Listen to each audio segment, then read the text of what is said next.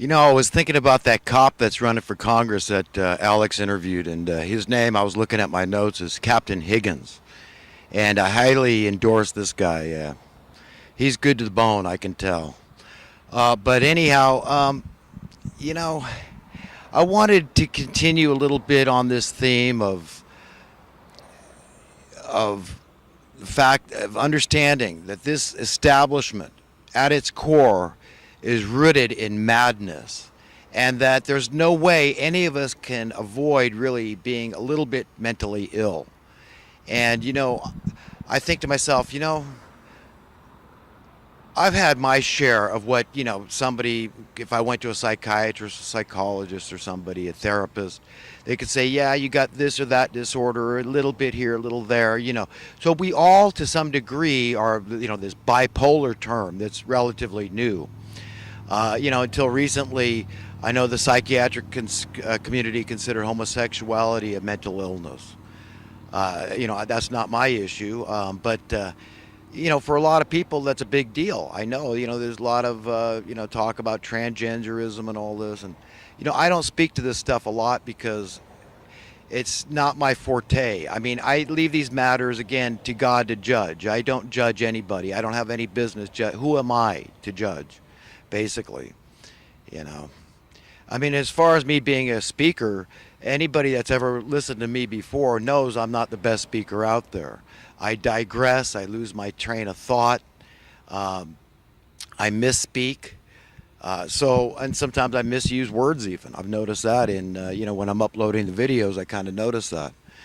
But, you know, humanity is at a very critical point.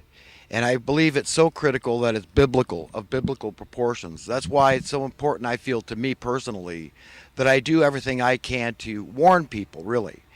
I don't consider myself an alarmist, but I consider myself very sober minded and introspective and, more of an exhilarationist, I would say. I like to make people feel exhilarated knowing, the brevity of your time here on earth, and then convey that to other people that are living like they've got 5 or 10 years. We've got to be ready today to meet our maker. We're going to take all our baggage with us, all the unresolved issues that we have, all the vices and all that kind of stuff. We're going to answer for personally, one-on-one. We're not going to be able to blame somebody else, at least not personally. To a degree, we can blame the whole system that we were born into, because we were born into madness, basically. And understanding that, I think, is so important, that nothing is as it should be. So starting from that perspective and developing your own reality is what I'm kind of alluding to here. That who is going to decide your reality? Who is going to define, for example, what you believe about America? What does America mean to you? What does so many terms out there that we bandy about, like freedom. What does that mean to you individually? Prosperity. Okay, what does that mean? I mean, are we looking at the base understanding of prosperity in terms of material possessions, that sort of thing? Or are we talking about the higher, loftier prosperity, the treasures that Jesus talked about? He said, don't store your treasures on earth where, rust and moth destroy and thieves break in and steal. You're going to worry. Man is free, like my dad always said, in proportion to things he can afford to leave alone. So we're all trapped to a degree by our possessions. We're all possessed. We all worry about losing them, stealing them, forgetting them, or, whatever. They decay, decompose, whatever. They break. So we all worry about our stuff. And, it ought not be the case that we should be free, and if we were free from birth, we wouldn't have that to contend with. So when we stand before our Creator, to a large degree, He's going to show a lot of grace, because we don't know reality, because we can't. How can we, aside from Him? So it's always, again, turning to Him for reality and understanding, for knowledge and wisdom, all these things. For the most important learning, the most important education always comes from above. It's that gentle spirit of truth, of love and logic and reason. It comforts you, it encourages you. Okay, that is the Holy Spirit of God. That's a spirit of truth that just tells you, look, I'm with you, I'm loving you, I'm rooting for you. I want you to go out and help others now. Now that you can see a little bit, go out and help others because you're going to be learning forever. And someday you'll see a lot more clearly because you've been tainted by the world too. We've all been dipped in sinfulness, and we've all had our conscience tried to the bone, and we all have worries and fears and insecurities. We're all kind of weak and pathetic sometimes. But it's his strength that keeps us carrying on. I mean, I really didn't want to do any more video today. But the thing is that a breeze came up, and I said, you know what? Okay, I looked at my notes. I said there's some more things I wanted to talk about. I mean, I didn't get into current events at all. Touched on the DNC a little bit. Okay, we had Hillary out there. We had Bernie out there, wholeheartedly endorsing Hillary after completely deriding her during the campaigning process, which is, most of his supporters found really repugnant since Hillary, they feel, is what he called her before. I mean, she's not fit for the job, basically. I have no compunction about voting for a woman.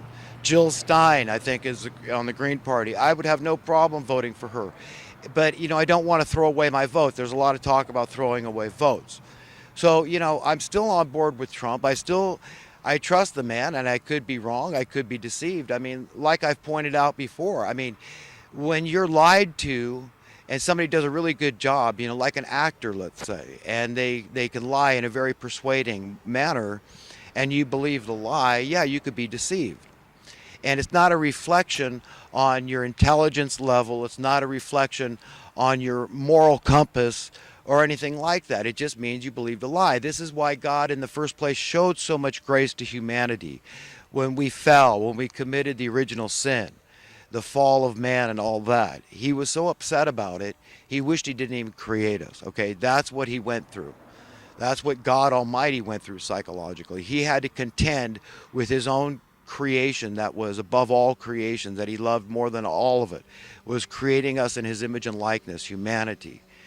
And, we're not even supposed to know the difference between being naked and clothed. I mean, I don't want to be too blunt, but I mean, that's how fouled up our psychology is. We're steeped in sin from birth, all of us. We can't help it. And so none of us feel comfortable being naked in public, basically. We're not, any place where it's not expected, none of us are going to be naked, not in our right mind. But that ought not to be the case.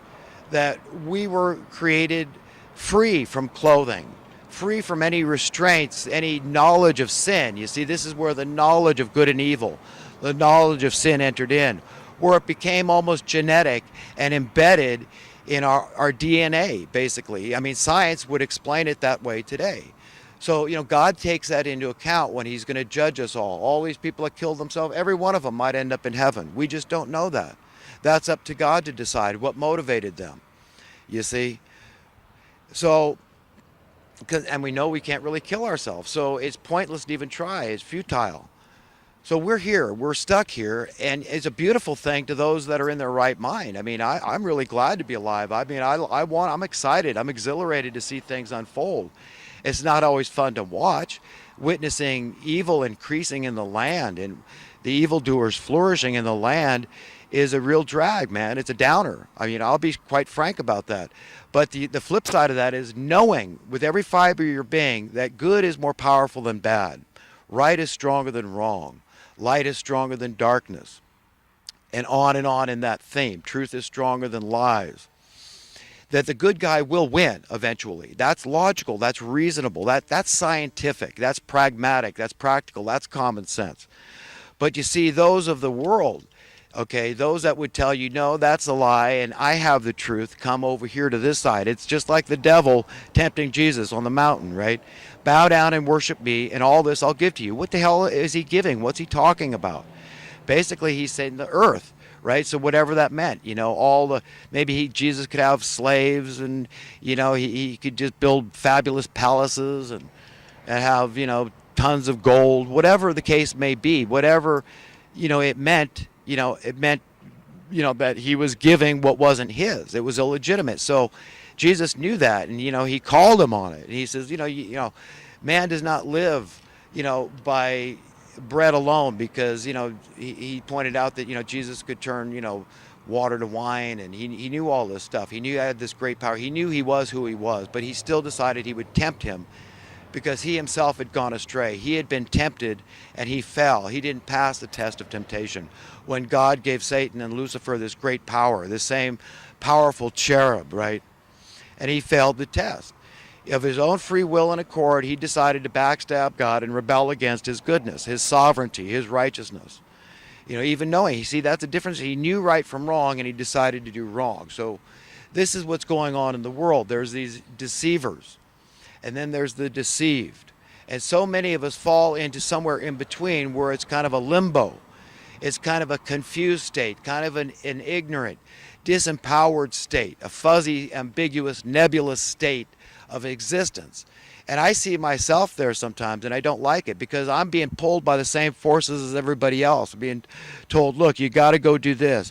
This is what you should do. Just myself. I'm not saying anybody in particular is doing this, but I feel it in my own being that, I'm on the wrong track by not focusing more on, my security in my old age and making a gob of money and all this stuff. And I just don't have it. I just don't have whatever that thing is that compels somebody. Maybe I will someday. Maybe next year I'll see things different, and I'll go out and I'll just determine to make gob the dough. I don't know. But nowadays it's so hard for people. I mean, it's like pulling a rabbit out of the hat to get ahead anymore. And they just keep raising the bar. It's like you're running in the sand, right? And they just keep on throwing more loose sand in there, and you're not getting anywhere. In fact, you start going backwards. And, that's how it is. That's how it is when they just make everything harder and harder to be a homeowner. Oh, you're one of the lucky, few. You're one of the minority. I mean, take San Francisco as an extreme example, which is what they would like to do across the country. Basically, you've got some of the highest rents in the nation, and going up as I speak. I mean, every time landlords can get a little rent increase, they will, believe me. They follow all the trends. They know everything about B&B, Airbnb, and they know every penny that they can squeeze out of the tenant without going too far, you see. I mean, but they already have gone too far. This is what creates homelessness. It's unaffordable housing.